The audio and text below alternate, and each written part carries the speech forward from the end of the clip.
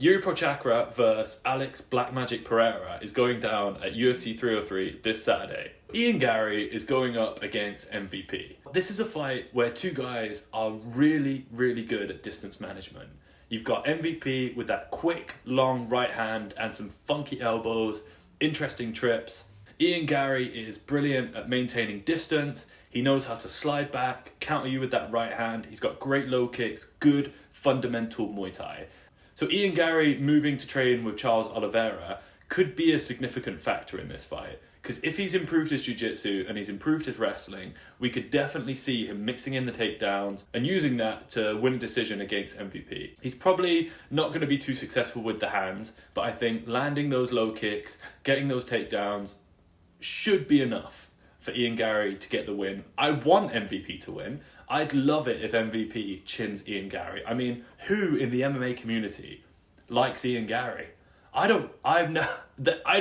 Show me an Ian Garry fan. I haven't seen one, and I know I'm picking him to win, but I'm doing that objectively. It's not because I like him, okay?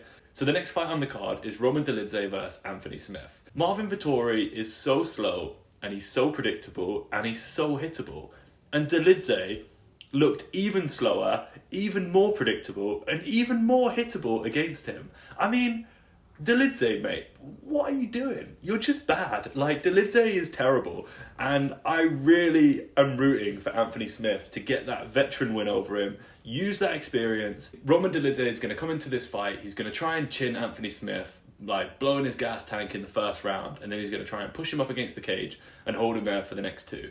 Now, Anthony Smith, I think, if he can use his striking advantage, use those really nice feints, use some low kicks, catch him with an overhand right, I reckon Anthony Smith is going to take this one by decision. And I think he's going to make Dolidze look bad, and it's going to be a real gritty veteran performance. I reckon he actually probably gets hurt in the first round and then comes back and wins 2 and 3. Co-main event of the evening, Brian Ortega versus Diego Lopez. Oh boy, am I excited for this fight. I really like what I've been seeing out of Diego Lopez. Diego Lopez has shown that he's got a granite chin, he's got really nice slip and rip combos, he works the body, he mixes it up, he's got great submissions. He's just a rising prospect that I think everyone in the UFC is excited for at the moment. Brian Ortega is a fighter who's been working way too much on his boxing. You know, if you would have taken the Brian Ortega in his first UFC fight, moved him to AKA, and got him wrestling, that kid would be an absolute phenom. He would have been like Khabib. But instead, he decided to improve his boxing and his striking. And yeah, his boxing is okay, his head movement is okay, but he took so much damage against Volkanovski and against Holloway. That chin, that granite chin, has shown some cracks. And when he fought Yair Rodriguez, he got hurt and he got dropped. Now, Diego Lopez hits like a truck. And not only that, but he mixes up his combos. He's got a nice 1-2. He isn't afraid of getting in an exchange. He's looking to slip off the line, rip you to the body, throw one to the head, come back with the left hook. He's got really, really nice combos in the pocket. The one thing that's worrying me a little bit about Diego Lopez is that takedown defense. He's been taken down quite a few times. I'm pretty sure the stat is that he's got a 42% takedown defense, which isn't great. It's because his jiu-jitsu is so good. He's not worried about being on bottom, but in MMA, accepting bottom position is essentially accepting that you're losing the fight. And I know that the rules have changed where they value submissions and they value damage, but it's still with these old boxing judges that don't know what they're watching. They see a guy on top, he must be winning. So my prediction for this fight is that it's going to be a war.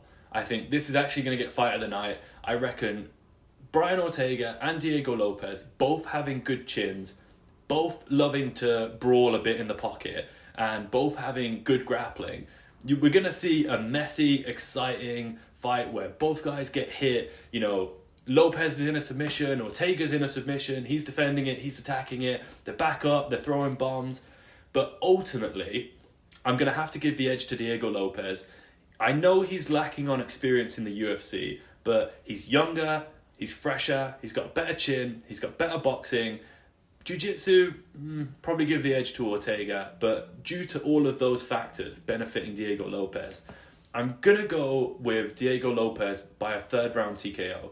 Now the main event of the evening, Black Magic, Alex Pereira versus Jiri Procházka. Now the big question in this fight, is Alex Pereira gonna bring in the shamans to help him with his black magic?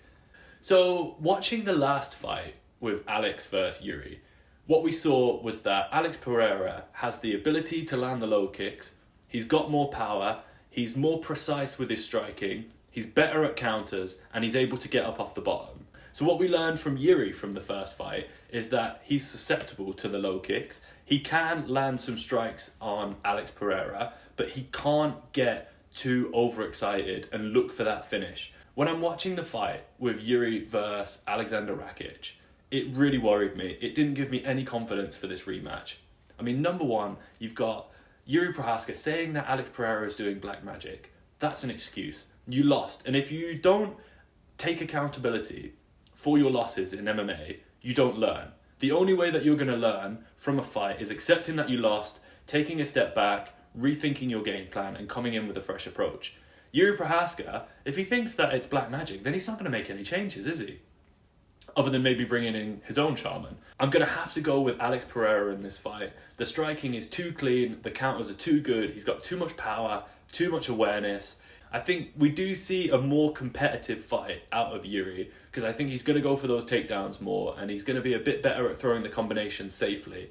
But ultimately, I think with the way that Jiri fights, he's going to come in looking to land a big shot, get clipped, get knocked out, and that's the fight. So I'm going to go with Alex Pereira by a 3rd round TKO via left hook to the chin. Oh yeah. Thanks for tuning in, guys. Please make sure to hit that subscribe button and give me a like and comment. Let me know what you think about the predictions.